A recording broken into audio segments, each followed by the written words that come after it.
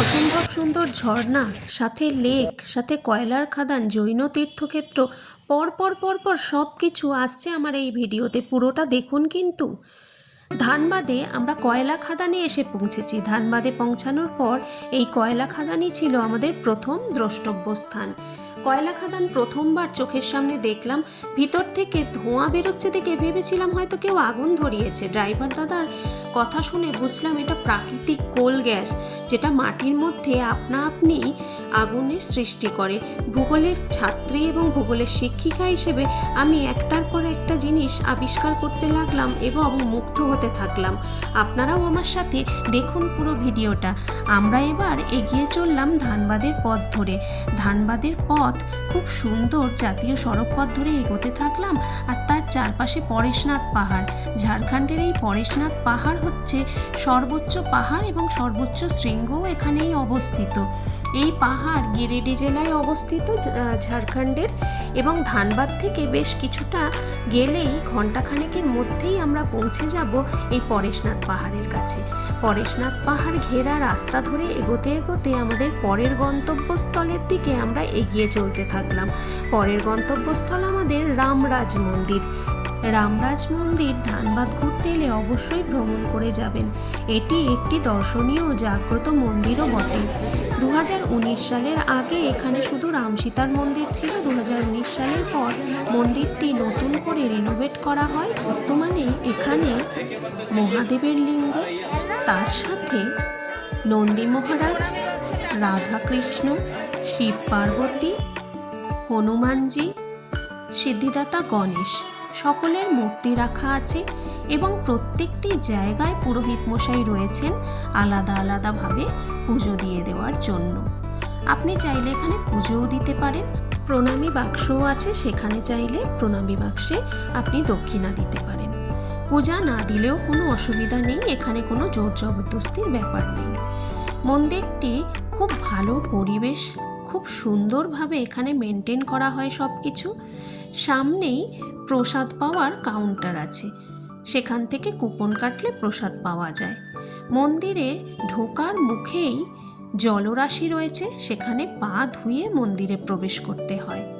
মন্দিরের চারিপাশে পাহাড় বেষ্টিত পরিবেশ আপনার মনকে অসম্ভবভাবে একটা শান্তি দেবে। চারিপাশে পাহাড়, মাঝে এই তীর্থক্ষেত্র।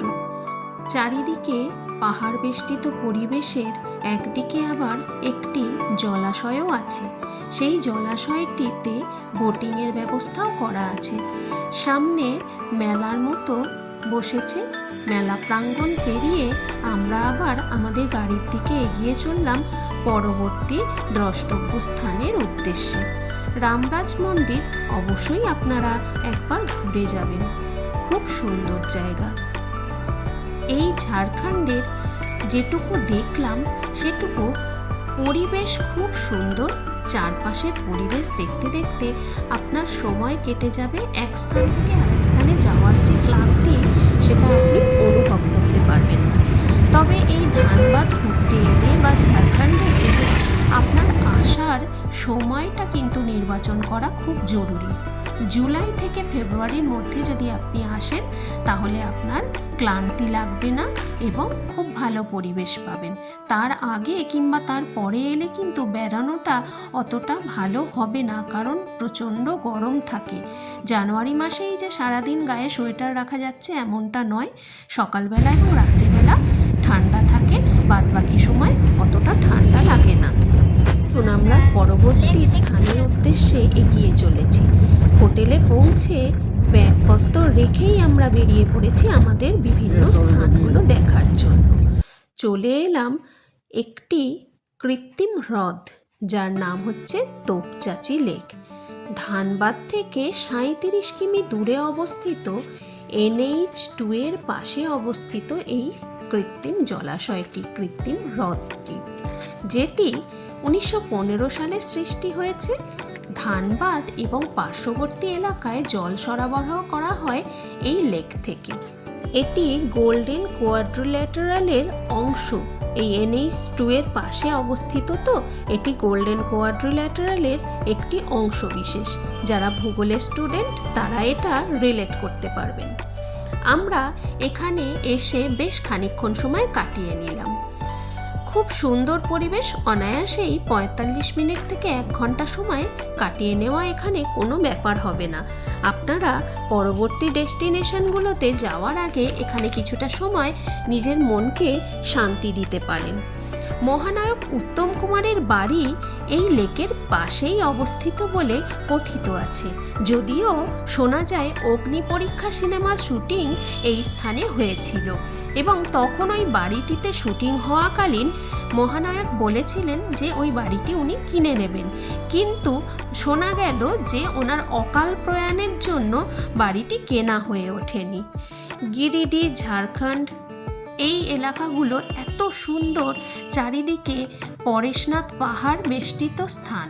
পরেশনাথ পাহাড়ের যে ট্রেকিং পয়েন্ট, আমরা সেই মধুবনের দিকে এগিয়ে চলেছি। আর সাদা মতো একটা চূড়া দেখতে পাচ্ছেন আপনারা, এটাই ট্রেক করে পরেশনাথ পাহাড়, যেটা তার ওপরে উঠে এই মন্দিরেই সকলে পুজো দিতে যান। জৈন ধর্মাবলম্বীদের কাছে এই মধুবন খুবই একটি দর্শনীয় স্থান এবং সারা ভারতবর্ষের মধ্যে কথিত আছে মধুবন নাকি জৈন ধর্মাবলম্বীদের তীর্থক্ষেত্রও বটে, সব থেকে বড় তীর্থক্ষেত্র।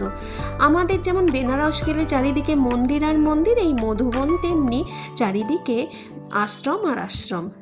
জৈন ধর্মাবলম্বীরা দিগম্বর, শ্বেতাম্বর দুটো ভাগে বিভক্ত, তবে এখানে দিগম্বর শ্রেণীর আশ্রমের সংখ্যাই বেশি। সেই দিগম্বর শ্রেণীর আশ্রম দেখতে দেখতে দেখতে দেখতে আপনারা মধুবন থেকে এগিয়ে গেলেই পেয়ে যাবেন ঝাড়খণ্ডের বা পরেশনাথ পাহাড়ের কোলে নতুন পরেশনাথ মন্দির। এই নতুন পরেশনাথ মন্দিরটি দিগম্বর ধর্মাবলম্বী মানুষদের কাছে বিখ্যাত তীর্থক্ষেত্র। রাজস্থান থেকে আনা শিল্পীরা এই মন্দিরটি বানাচ্ছে এবং ভিতরে ফটোগ্রাফি অ্যালাউড নয়, তাই বাইরে থেকে ফটো আর ভিডিও তুললাম। প্রতিটা ছত্রে ছত্রে এত সুন্দর সাদা মার্বেল পাথরের মধ্যে কাজ, দেখলে আপনি অবাক হবেন। এমনকি সিঁড়িগুলোতে পর্যন্ত সুন্দর শিল্পী সত্তা ফুটে উঠেছে। এই শৈল্পিক নিদর্শন স্বচক্ষে দেখতে হলে আপনাদের অতি অবশ্যই এই স্থানটা ভ্রমণ করতেই হবে। চারপাশে পরেশনাথ পাহাড় ঘেরা, চারিদিকে এই মন্দির বেষ্টিত স্থানটি আপনার মনকে ছুঁয়ে যাবে। দেখুন, সামনে আমরা এগিয়ে চলেছি, সেই দৃশ্য স্বচক্ষে অবলোকন করেছি আমি, আপনাদের সামনে ছোট্ট নিদর্শন তুলে ধরার চেষ্টা করছি। আর হ্যাঁ, প্রমোটস আর্থ এখনও যাদের সাবস্ক্রাইব করা হয়নি তারা এই ভিডিওটি দেখুন। দেখার পর যদি ভালো লাগে অবশ্যই প্রমোটস আর্থ সাবস্ক্রাইব করে রাখুন, পাশে থাকা বেল আইকনটি প্রেস করে রাখুন, যাতে করে ভিডিওর নোটিফিকেশান সবার আগে আপনাদের কাছে পৌঁছে যায়। আমার চ্যানেলে আছে travel, spiritual, food, cooking related নানান ভিডিওর সম্ভার। এই মন্দিরটার প্রতিটা ছত্রে ছত্রে শৈল্পিক নিদর্শন রয়েছে।